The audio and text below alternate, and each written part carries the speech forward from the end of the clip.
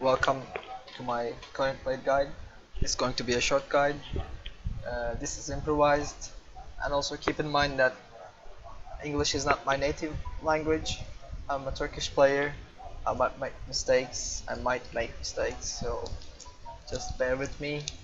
But it's not going to be terrible, so you should be able to understand what I say, or just at least get the general idea behind it. So we're going to talk about my build, my consumables, and animation cancelling. The most important thing in this guide, and the first thing we'll talk about, is animation cancelling. A lot of Clarent Blades do not do this, as far as I see. They might not know it, or it might be too hard for them to do it in combat, but this is really important. This is going to be the one thing that is going to separate you from other Clarent Blade players. So very simply put, basically you never want to use your heroic strike before your auto attack, because your heroic strike can be used to animation cancel your auto attack. So how it's going to be is, if you use heroic strike and an auto attack, it's going to look like this. It takes a lot of time to do them both, but if you auto attack and then Q, and then heroic strike, it's going to be much faster, because your auto attack animation and heroic strike animation will be merged together, so the damage will be the same, but it's going to come out a lot faster, like this.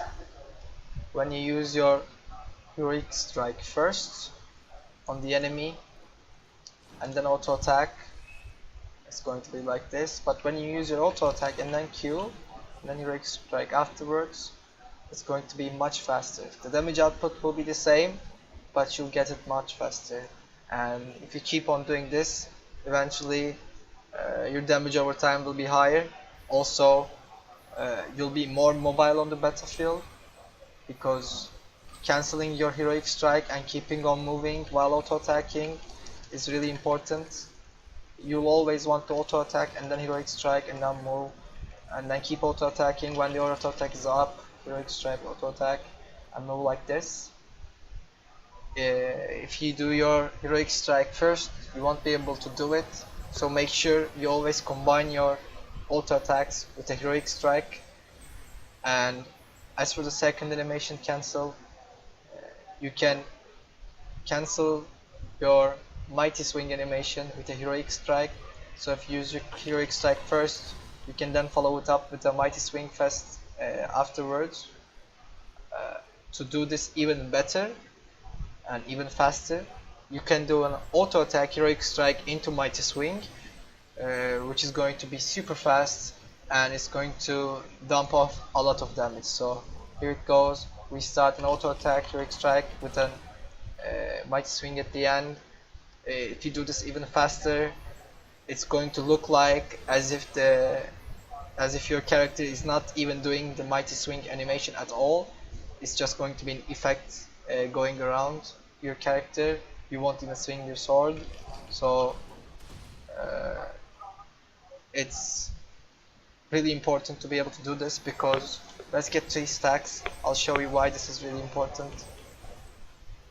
So if you have 3 stacks on you and you want to give out a really big, huge burst damage, you can always do this. And this is going to be a 700, 800 burst damage on a single target, not even counting anybody around the target that gets hit by mighty swing, which might, with a good follow-up, kill a target from 1 or maybe 1.2k HP to 0 instantly if your teammates help you, or if there is an armor pierce on a target, I have a smash, whatnot. So being able to do this is really important.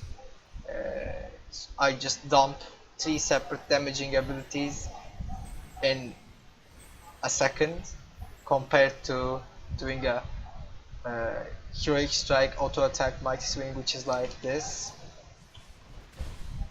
As you see, it's much slower, much cloggier, If you do it like this, it's much better. And you can do this on the move as well. Uh, while you're moving, you can do a auto attack Q into mighty swing, which it's going to be like a 1 second burst as well. Being able to move while you're hitting is really important. I use classic controls with double press to attack, which enables me to just use my mouse for movement and use my keyboard to attack. I use my C key, by default spacebar. I always use my mouse to move around the target while I'm hitting, and using my keyboard to initiate the attack command with my C key. So the fast combo is like a CQE for me.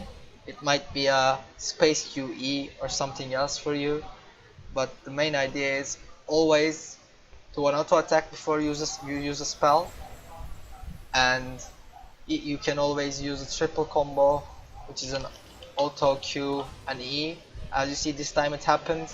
My sword was stuck in heroic strike animation, but the mighty swing still went off. Sometimes this happens. This is even faster than the ones I did in the start. The other one I did was even faster than this. Sometimes I can do it, sometimes I can't. But if you practice a lot, you can probably do it all the time. That's the combo you're aiming for, which is the one that after auto attack, the heroic strike and the mighty animation, the mighty swing animation will not show. Your sword will be stuck in this position when the mighty swing goes off.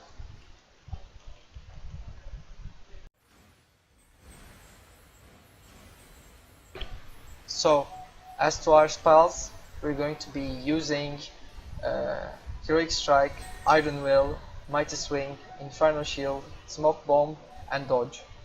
So basically, the idea behind this is getting as much of this defensive cooldown as possible, while also having a good damage output and a burst out damage output as well with your Mighty Swing. With Smoke Bomb, this can also be used aggressively or defensively, depends on the situation. You can use it to follow up on a burst and silence the target so it can't get away, silence the healer, or use it defensively for your teammates, silencing the damage dealers, or use it as an escape, pop Smoke Bomb, silence the people around you, get invis and get out. This is a very versatile tool, and in my opinion, one of the best elements in the game, if not the best. For passive, all the leather I run in my build, I use Balanced Mind.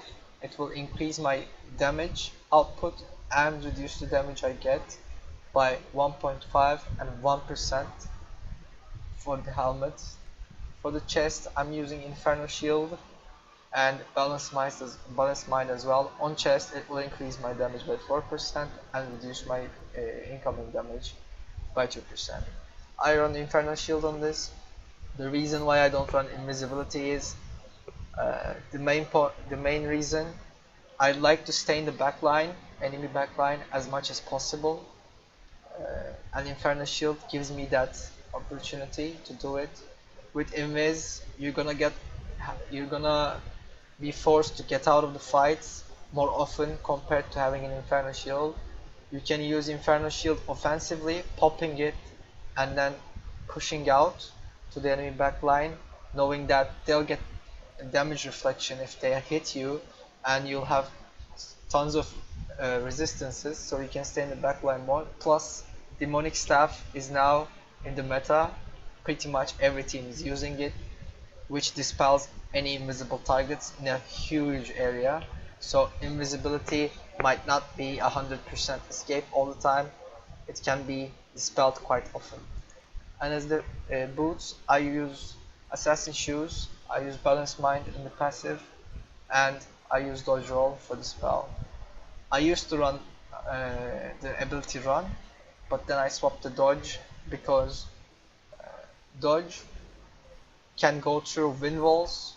It's going to let you get out from routes, which there are a lot, by the way. Pretty much every team runs the 100 frost staff nowadays, so being able to get out from that frost bomb freezing wind combo is really important.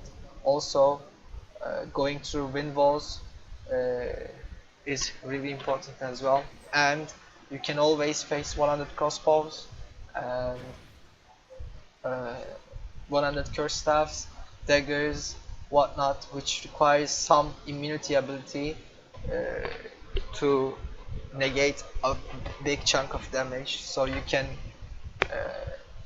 use dodge roll to get that 1 second immunity and dodge incoming, maybe a death curse or something like that.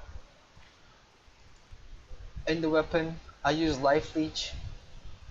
You can use increased defense or life leech. I prefer life leech because I stand in the enemy backline a long time. I only come back for heals if I need it, like really need it. So I'm going to be there alone in the most scenarios, so I'll need as much as sustain as possible. I'm running heroic strike. I do not like heroic cleave just for the sake that it doesn't actually hit the enemies around you, but it hits the enemies around your target. So I can position myself between two enemies and hit them both easily, but for heroic cleave to get value, the enemy must be standing next to the other enemy. They have to be clumped up, and in GvGs, usually in competitive GvGs, A teams will not clump up, so having heroic strikes, extra damage is going to be better. I run Iron Will. You can run Interrupt in case there's an arcane on the enemy team that's running enigmatic staff, just for the sake of Interrupt. I would still probably go for Iron Will since I think it's one of the best spells in the game, but Interrupt is also an option against an arcane, just keep that in mind. Iron Will is pretty standard. It gives you a lot of mobility and it will reduce your incoming damage by 25% for 5 seconds. This is basically up every time it's out of cooldown. It's a really good ability overall. Your Mighty Swing, what makes or breaks the Clarent Blade. You'll want to hit the spare B on 3 or more targets because the sword has 50% resilience penetration. You'll want to hit as much as targets as possible. As for the shield, we run the artifact shield, which is pretty standard. We do not run small shield.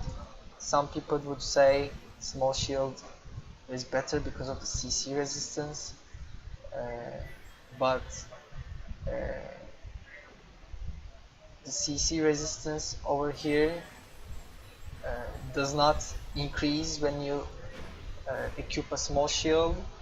I think there's a cap here. The CC resistance cap is 79, and I get that from just wearing the leather chest alone. Whenever I wear anything else, it doesn't really go up. So I think there's a hard cap in the CC resistance, and I do not need the small shield. So this shield gives the most damage reduction in the entire line, so it's the best one to use. As for food, I run stew. You can also run sandwich, but I run stew because with the balanced mind already giving me around 7% damage increase, with the stew I'll get 15% more, so it's around 25% damage increase. It's gonna make a lot of difference. 25% is a really big number, especially when you're doing 500, 600, 700, 800 damage mighty swings. It's going to affect it very much. As for the potion, I run major resistance potion. You can also run sticky potion. I do not personally like Gigantify potions. I think resistance potions are much better than Gigantify potions. The resistance potion will give you the stone skin effect, which will increase your defense by 90% and your crowd control resistance by 90% for 6 seconds. So basically for 6 seconds you're going to be really tough and hard to stop, which is what you want while you're diving the enemy backline, or when you want to get out, or when you're in the backline they decide to focus you and you want to negate as much as damage possible, pop this potion and now follow it up with the Inferno Shield once the effect ends, and you should be Gucci for a while. So basically, build and animation cancelling. I told you about the consumables as well. This is a very short guide. I plan it to be a short guide as well. I don't right now have enough time to make a huge in-depth guide, but I hope this helped a lot. Thanks for watching.